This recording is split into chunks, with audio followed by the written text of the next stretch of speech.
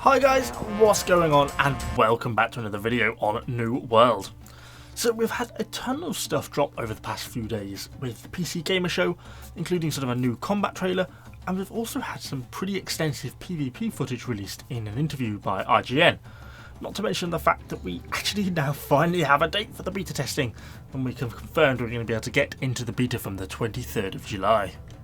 Initially, I was genuinely quite disappointed with the showing at the PC Gamer event.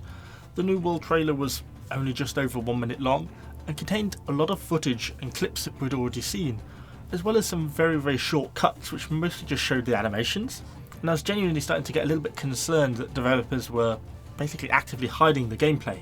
However, luckily my fears were soon put to bed as IGN released both a 10-minute interview with a couple of the staff at Amazon Games, as well as a pretty extensive set of gameplay footage in one of the big large-scale 50v50 PvP siege battles. So these 50v50 siege battles, where do we start? Well, both teams from the footage seem to get an initial preparation phase in which to sort of group up, explore the map if you're in the fort, or get ready on the other side and sort of form a plan. The defenders naturally obviously starting in the fort and the attackers starting at the other end of the map. However, for the starting phases of the battle, the fort is not actually the point of contest. Instead, the attackers are required to capture 3 sort of staging areas which are located outside the fort. Naturally, the defenders are going to be able to sally out from the fort to protect these outposts. And from the footage that we get to see so far, it looks like the attackers get around 30 minutes to try and complete this. So they want to be trying to capture these initial points as quickly as possible. And everyone gets access to artillery, traps, mines, bombs, which you can be purchasing with your battle tokens. During the opening phases of this footage that we've been given access to, we get to see quite a good variety of weapons and magic in use, with some pretty clear examples of both the healing staff and defensive magic. I was particularly personally fond of the musket. The damage on it looked really quite nice, but generally speaking, it seems that the damage across all the weapons seems to be pretty decent at this level, but not excessively so. I didn't see any one-shot kills in the footage, except maybe the ballista, and I think that's certainly a good thing. I don't think you want any super overpowered heroes, but it's good as well that you feel that you can at least apply reasonable damage. Looks like a musket shot is maybe 5 or 6 hits to secure a kill. There does seem to be an element of dodge rolling, although I couldn't quite decide if heavy armor classes had a shorter roll, or maybe they just use more stamina to actually complete a roll. The melee combat itself looked fairly slow paced, but with pretty focused, precise attacks. I think whether that's a good or a bad thing is going to come down to your personal style. For me, I think slightly slower paced combat suits me a little bit better because I'm not very good when a lot of things happen really fast, but I know some people are going to want much more fast paced combat than perhaps is present in the game so far. It also seems some attacks have the ability to stun or cause knockdown, and this kind of all leads me to sort of say that maybe it's just because it's a game I personally play a lot, but from the footage I really feel the combat looks quite a lot like Conqueror's Blade, particularly with the stunning and knockdown mechanics we actually see in the game or from the footage. Although I have heard on Reddit others comparing it to things like Guild Wars 2 or Dark Souls, so there is a bit of a variety of opinions on what it can be compared to. It was pretty interesting to see from the footage that the battle token system is in use. These seem to, from what I can tell, build up over the course of the battle and depending on your contribution to the fight. So if you're killing attackers or killing defenders, depending on which perspective you're fighting from, defending capture points, shooting siege weapons, etc. These are all helping you in your contribution and gaining battle tokens. These can then be exchanged for things like artillery, bombs, traps, potions, elixirs. And it's really cool to see some of the defenders actually making use of the powder cakes to sort of sally out and destroy some of the attackers' artillery when they manage to overrun those enemy positions. So kind of cool to see that you can make use of features like that. Graphically, I've actually been pretty impressed with the footage so far, particularly as we see sort of players approaching the larger fights and you see kind of the distant conflict going on, particularly with something like the great big fireballs coming down from some of the magical strikes. It just looks really quite awesome. It does, however, sort of generate a few concerns for me as we get closer in. I think you'll see on some of the shots where the frame rate looks like it's struggling a little bit. Looks like it's a little bit laggy at some points where multiple players were all fighting over one point. Assuming the IGN reviewers are using pretty decent machines to record this, then I think it's maybe going to be a little bit of optimization still required to kind of get things running smoothly, because obviously we don't want to be having lag every time there's a large scale fight. once the attackers have then cleared out the approach to the fort and captured all 3 flags outside the fort, they then can turn their attention to trying to destroy the gateways and to force their way inside.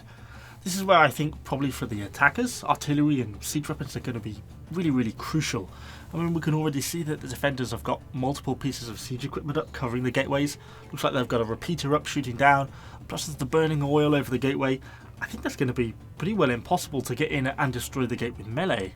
So really having some siege equipment available to deploy to blast holes in the gate from a safe distance, I think is going to be really kind of important here. And then once the attackers have actually breached the gate, they're going to have to fight their way inside the fort. And kind of as we see in the footage, the defenders have already had quite a bit of time to set up inferno traps, so it's going to be pretty hard, I think, for the defenders to rapidly make progress inside the fort. And given that there's only less than 10 minutes left of the match now, I just don't think they're going to realistically have time to achieve that. So I think they're going to hark back to the starting capturing those 3 points outside the fort in quick time is going to be really important. And then you're going to have to get the siege up, get through those gateways and start to fight in. You have only got 30 minutes. And that kind of leads back to some of my concerns I have about how these territory wars actually start and how the selection for companies works. So currently, once you undermine an area, once you competing with the other faction manages to undermine an area and gets the ability to attack a territory, you then compete with other companies to be able to be the vanguard for that territory. And that is whether your company with 100 members or another company with 1 member. And of course, if your company with 100 members wins, good for you, and it does mean you can put together an organised attack. But it means also if the company with 1 person wins, he's able to just select random volunteers. But I think any semi-organised defending company trying to hold one of these forts is going to be able to put up a really strong and resilient defence, and no real random attacks are going to realistically make any dent, particularly considering there's quite a lot of territory and quite a lot of points to capture in quite a short period of time. So I think that's going to mean that realistically only when large companies, or at least organised companies, get to lead the vanguard attack on these fortresses are they ever realistically going to change hands, because organised defence is just going to be, and organised attack is just going to be absolutely key for taking or holding these territories.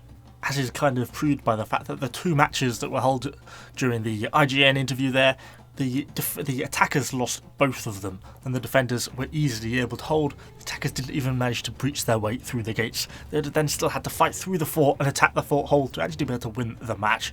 So much easier to defend, it seems, than it is to attack. It seems that the interview and gameplay have been really mostly focused on these territory war sieges and the PvP side of the game, which is great to see. I think the combat is one of the things that people wanted to know about most. Although a few words in the interview were mentioned about other aspects. For example, one area that I've had some concern over for quite a while is kind of the questing and the story behind New World. It's not been all that long ago since the game switched over from a survival game to the MMO that it is today, and it is at least in part reassuring to hear them say that they intend New World to have a deep and meaningful quest and story system, because they must have had quite a lot to set up in quite a short period of time, given that the previous survival MMO probably didn't have all that much in terms of PvE content. The only other aspects of PvE that were kind of really mentioned in any sort of semi-detail in the interview was kind of they briefly touch on corrupted breaches and the invasions and the fact that the corrupted are actually going to be assaulting your fortress, but we've kind of covered it in other videos and we've known about this from quite a long time from things like the developer blogs, and we kind of already know some of the problems we have with that surrounding with the selection of players, with a lot of them being random, and the fact that it's going to result in the downgrading of your fort if those battles are lost. They also briefly touched on the other 2 factions, the Angry Earth and the Lost, but the interviewer really then kind of proceeded to cut the interview quite short before they could really go into any more detail in those areas, which is kind of a shame.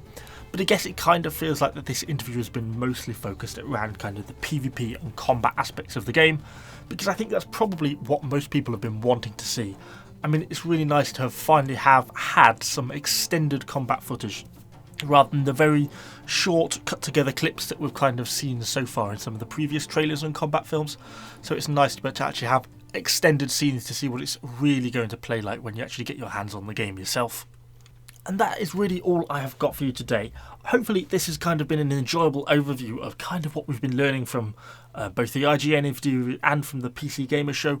I'll put links in the description down below, both to the original interview and to the original bit of gameplay footage that we've kind of been looking at here, because it's well worth you spending the time to go and check them out for yourselves and kind of see the full thing without being cut to what I want it to be. Do let me know what you think about this video in the comments down below. Of course, we're going to be having a lot more New World content going forward, so do subscribe to the channel. Thanks for watching, guys, and I shall see you on the next video.